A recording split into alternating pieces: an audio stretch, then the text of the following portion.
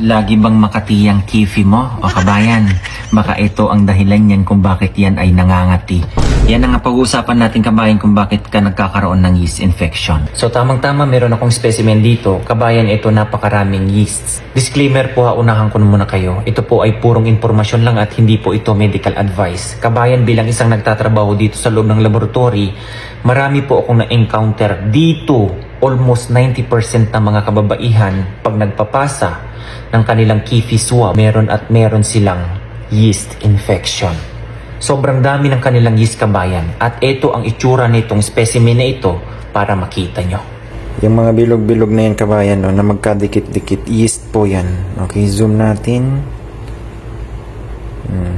Hindi po yan red blood cell ha. Yeast po yan, ayan o. Diba sobrang dami? Yan po ang tinatawag na yeast kabayan. Ayan, kumpul-kumpul na yan. Kung nakikita nyo yan, yung mga magkatabi-tabi, yan yung tinatawag na budding yeast cell. Ayan, no. Minsan na pagkakamalan ito na RBC kabayan, pero sa ating mga Pilipino, bihasa tayo sa pagbabasa ng ganito. Ito po ang itsura ng yeast kabayan. Ayan, no. Yung mga dugtong-dugtong na yan, no. Kabit-kabit na yan, no. Kabit-kabit. Yun po ang itsura ng yeast kabayan. Nakita nyo po yun. Diba sobrang dami? Baka yan ang dahilan kabayan kung bakit ikaw sobrang kamot ng kamot ka dyan sa inyong kifi. Nakikita mo na nagsuswell na o namamaga na yan, nagkakaroon ng redness. Kapag kayo naman ay nakipag-ana-ana sa inyong mga jowa o kaya inyong mga asawa, nagkakaroon kayo ng irritation o kaya burning sensation. Or kung meron kayong discharge na parang creamy o kaya keso kabayan at makatiyan, bumisita ka na sa OBGYN. Ano po kaya ang mga reasons kung bakit nagkakaroon ng yeast infection? Sa usaping yeast infection po kabayan, may nabasa po ako na isang napakagandang journal na napublish, na isinulat po o ibinahagi po ni Dr. Laurie Terzo. Isa po siyang fertility specialist. Okay, ngayon, nabanggit niya po dun kung sino ang prone sa pagkakaroon ng yeast infection.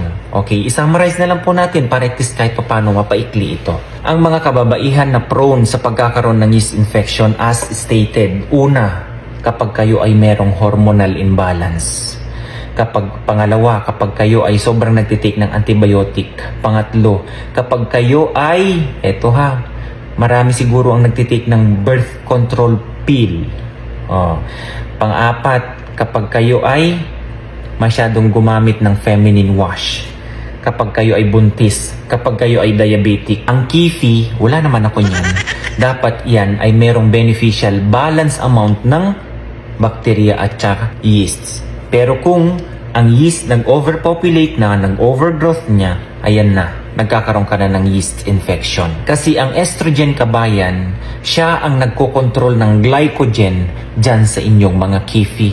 So the more estrogen produced by your body, the more na nagbibigay ka ng pagkain ng inyong yeasts. At na-indicate niya po dun kabayan, kapag ang isang babae sobrang taas ng estrogen level niya, naapektuhan ng thyroid function. Ang sabi po dito, yung estrogen level, it can block yung thyroid na mag-properly function. Ang tendency, ayun, sobrang baba ng inyong mga thyroid. Next, kung kayo din naman ay masyadong nagtitake ng antibiotic, para saan ba ang antibiotic? Antibacterial. So kung sobra sa ibinigay na prescription ng doktor ng inyong mga antibiotic, sa mga kababaihan, baka pwede kayong magkaroon ng yeast infection dyan. Sa mga buntis, nag-iiba po kasi ang mga hormones kapag buntis. Sa diabetic din, nagpapahina ng immune system yan kabayan, yung mga chronic diseases na yan. So tendency, pwede kang makapitan agad ng yeast infection. At kapag diabetic, matatamis, gusto po ng yeasts yan. Marami po yan dito kabayan.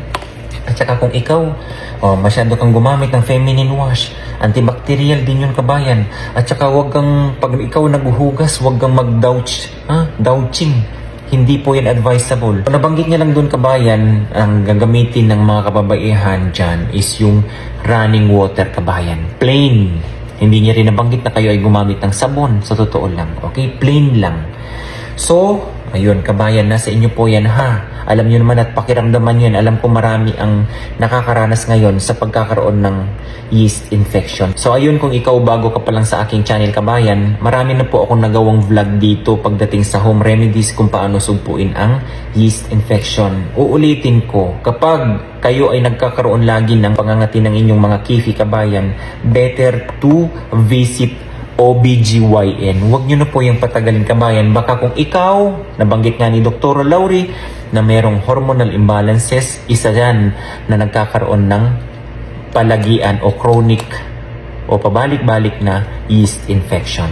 Okay? So, alagaan nyo po yung kalusugan yung mga ma'am ha. Hindi po biro yan, sa totoo lang. Okay? God bless everyone. Bye-bye.